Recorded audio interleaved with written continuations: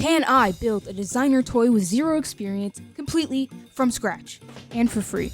Ever since La Boo Boo and all the rest of the Pop Mart mass-produced vinyl toys that typically go for around what the frick? Who in their right mind would buy whatever the heck this is for this insane price?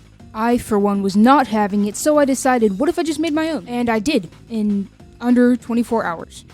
The first thing I did was download this application called Nomad Sculpt, which is a 3D software that allows you to sculpt basically whatever you want. But the problem was, I had absolutely no experience with this app. So I decided to put that aside for now and get on with my sketch. I had started sketching this little angry bunny. No, it's not Big Chungus. Please, drop it. Well, this could probably be my first sculpt. It's easy, it's very round, and all I have to do really is stack a bunch of cylinders on top of each other. Boy, was I wrong. So as not to put too much pressure on myself, I told myself this probably wouldn't be the final sketch, but it was just to get an idea of what I wanted. I definitely wanted a rabbit. I definitely wanted him to have a chubby belly, because it's just so much easier to sculpt. So I did a side profile, and I did like a close-up face type thing. I thought he was going to be really angry. That is going to change. Spoiler alert, the facial expression is definitely going to change. Now that I've got my reference done, I'm going to pull my iPad back out and try to figure out how to work Nomad Sculpt. This was very tricky because I'm very used to doing digital art that's still 2D. I have no experience in 3D modeling anything ever, except for real clay. Real, like, clay with your hands in real life. So this was definitely difficult. I'm going to speed this process up and talk to you guys about my experience while you watch me sculpt. So as I said before, this was definitely out of my element. I spent a lot of time just figuring out the controls. It got easier quickly as I watched a few YouTube tutorials. None of them really helped that much because they all were extremely complicated, but some of them helped me get the basic settings down. And honestly, it was pretty fun. It was relaxing. Once I got the hang of it, it was relaxing, but it was mostly for the first 45 minutes, just me figuring out how the program worked. Alright, here's where the fun stuff happens. I start actually forming my character. It looks like it's going really horribly because it is.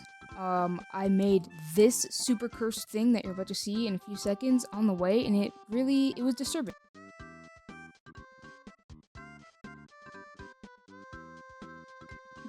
This is what I made. What is this? I don't know. I was playing around with inserting shapes and I saw a head on there. I was like, oh, there can't be like a completely formed head. That would be a cheat code. But there was. Thankfully, it's gone now, but it was really scary, it was disturbing, and I hated it. The part that I thought would be the easiest was actually the hardest, and that was the ears, because it was really hard to get that shape with the limited controls that I seemed to have. Now this is where I actually get the hang of things. I lock in, I start my music, I get ready, what am I saying? I start sculpting his limbs, and that was pretty easy. I just got a bunch of cylinders, turned them into slightly misshapen cylinders, and then I smoothed everything out. It's really important to label your layers if you guys want to try this on your own, because there's no knowing what everything is when you see all the layers stacked up. I'm finally nearing the finish line on this 3D sculpt. It took me a few hours to do just because I spent most of my time learning the application. I tried some things. I tried adding little toesies. Didn't really work, and I'm glad I didn't. If you can remember to the beginning of the video when I showed you the sketch, it did not have a scarf on it, but just reeling back to what I said before, the sketch was not my boss, the sketch was not the final product, and I'm glad that I added the scarf because it's wintertime and it'd probably be cold without it. You're probably saying to me right now, Jade, I thought you were sculpting a bunny, not a spider. It does look like this bunny has 4 eyes, but I can assure you, at the end of the print, you'll see what it actually is. It's 2 eyes and then 2 little eyebrows, but the eyebrows are circles. Alright, and by the end of the video, you'll see I painted it and it looks right. And here is our final product. This is our bunny boy. His name is T-Rex. This is the final 3D print. It only took me half the day to make. And now it's time for us to finally print it. Let's go to the 3D printer. And keeping things free like I said I would, my big brother has a 3D printer that he's letting me use, including the filament, so all I had to do was slice it in my slicer and then put it on my USB drive, and then now it's time to take it to the printer.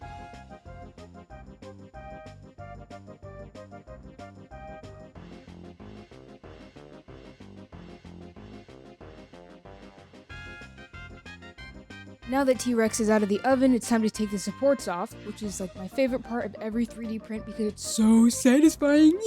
I'm not gonna play the audio because number one, I don't believe in ASMR, and number two, my AC is too loud in this video to get anything anyways, so yeah.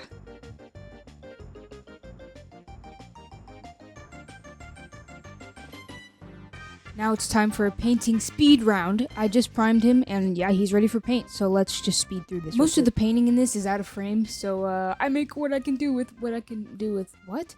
This is the white coat. I had to do like 5 of these because the filament was black and then it was gray. And next time I print this, I'm definitely going to do it with white filament. I just didn't have any.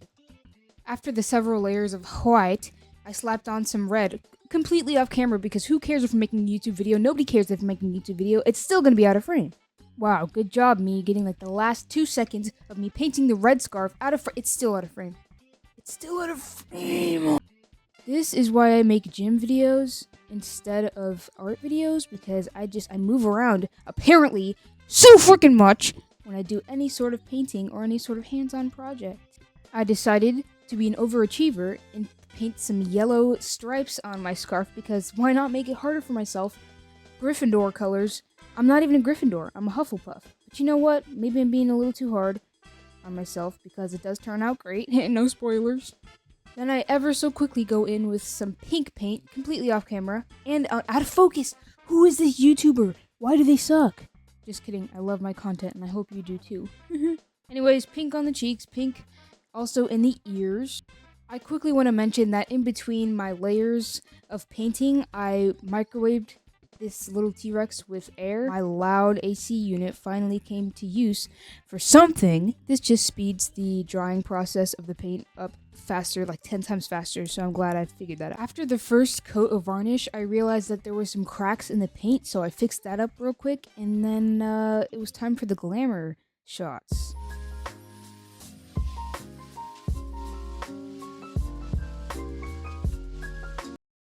Thank you guys so much for watching. I know this is way different than my normal content, but I just wanted to throw this out there. I actually did make a 3 times bigger version of this figure. If you want to see that, join my Discord.